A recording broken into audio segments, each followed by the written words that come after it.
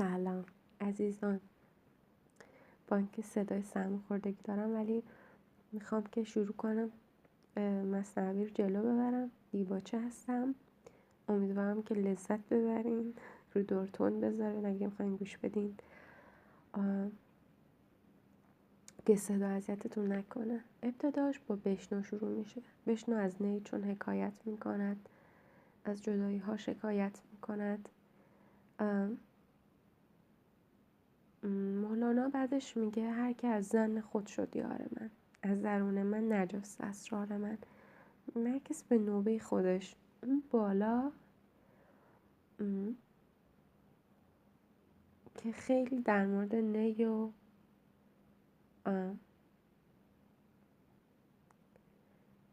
فریاد نی و بانگ نی و که همه رو همراه میکنه و زبان عشق و اینا صحبت میکنه. بعد میگه هر کسی از ظن خود شد یار من، که خیلی چیزای دیگه هم بهش اشاره میکنه. جفت بدحالان و خوشحالان شدم و نوای نی برا تو عروسی میزنن، برا عزا میزنن.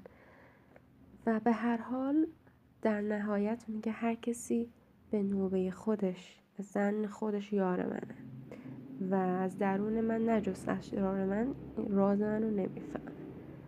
گمان میبره به نوبه خودش، از ذهن خودش، ظن خودش یار منه، راز من تو ناله منه و هر کسی اینو نمیفهمه.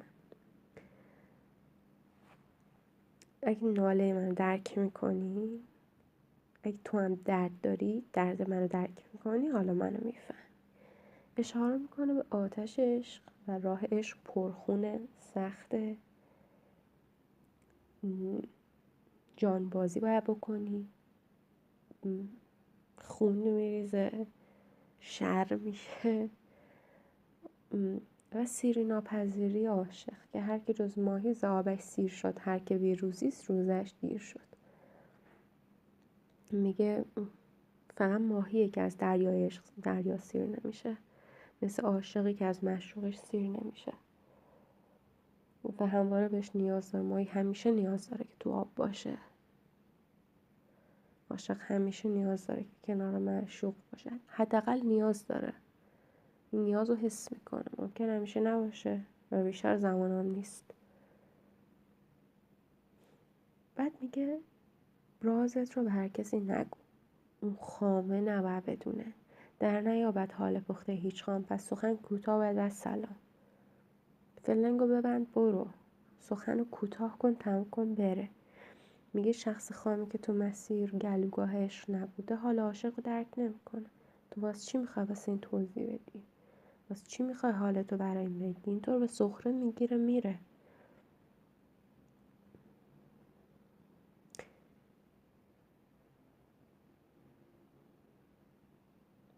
بعد میگه حرص نورز، مادیاتو ول کن، تعلقات دنیایی و مادی و اینا رو ول کن. و یه جمله میگه هر که را جام ز عشقی چاک شد، او ز حرص و جمله‌ای بی پاک شد. میگه اگه که عاشق باشی، جام ز عشقی چاک کنی، آماده عاشقی باشی، عشق بورزی، عاشقی کنی، نه تنها حرص، از جمله عیبی، از همه عیب‌ها دور میشی و پاک میشی. بعد عشق رو طبیب همه بیماری ها و امراض میدونه. میگه درمان همه بیماری ها و امراض تو راه و مسیر سلوک عشق درمان میشه، پیدا میشه. جسم خاک از عشق بر افلاک شد، کوه در رقص آمد و چالاک شد. جسم خاکی به خاطر تاثیر عشق، اثر عشق، اوج افلاک و آسمون ها میره و کوه به رقص در میاد بر اثر عشق. در نیابد حال پخته هیچ خام، پس سخن کوتاه باید و سلام. با لب دمساز خود گر جفتمی، همچنین من گفتنی ها گفتمی.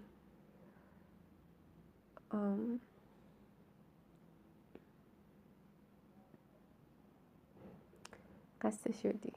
میفهمم. یه ذره دیگه کوچولو مونده. بعد میگه که به هر کسی نگو، سکوت کن. اهل معنا حقایق رو به اهل طلب گوید. ببین که طالبه، ببین که سوخته است، ببین که نیاز داره، ببین که ظرف خوبی واسش داره. میدونی ظرفیتش توش هست، آماده است، گوشش بازه، دلش بازه. هر که او از همزبانی شد جدا، بی زبان شد گرچه دارد صد نوا. میگه همنشین حقیقی نبینه حس نکنه، 100 تا نوا و نغمه داشته باشه خاموشه. خاموش باش، اصلا اینجوری باش. خیلی حرفا رو گفتن داری، 100 نوا بلدی، 100 نغمه بلدی، از همزبانت که جدا شدی، همدل که پیدا نکردی، سکوت. جمله معشوق است و عاشق پرده‌ای، زنده معشوق است و عاشق مرده‌ای. بذار منو نکنم، خیلی خوشگله. میگه همه معشوق، همه عالم معشوق، همه تو. من پرده، من پوشش، من پنهان، تو عیان، تو زنده، من مرده. داره قربونش میره. اگر یار با من نباشه، عقل جزئی مرا جلو نمیبره، من گم میشم. من چگونه هوش دارم پیش و پس. ادامهش بگم، چون نباشد نور یارم پیش و پس. چجوری راه پیدا کنم تو نباشی؟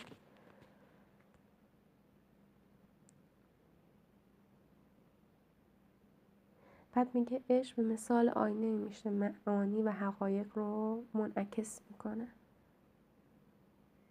دیباچه تموم شد. خدا یارت، جلو دوست دارم. واقعا مرسی که گوش دادی.